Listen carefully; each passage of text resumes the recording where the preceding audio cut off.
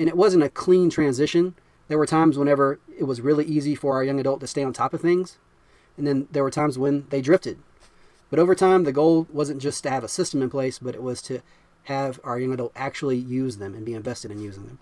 Number 3, motivation is personal, not social. So a misconception is that your young adult will be motivated by grades, peer pressure, wanting to keep up with other people. But one of the biggest realizations was that our young adult wasn't motivated the same way that other teenagers were. They didn't really care about keeping up with peers. They didn't really have a strong drive in that area. What worked was whenever things were immediate, concrete, and tied to our young adult's interests. And our young adult definitely had interests that were probably a little bit less mature than some of her peers, but that's where she was at, and so that's where we needed to really focus on attending to understanding her motivations. Access to technology, creative outlets like art, sometimes were the only things that she cared about.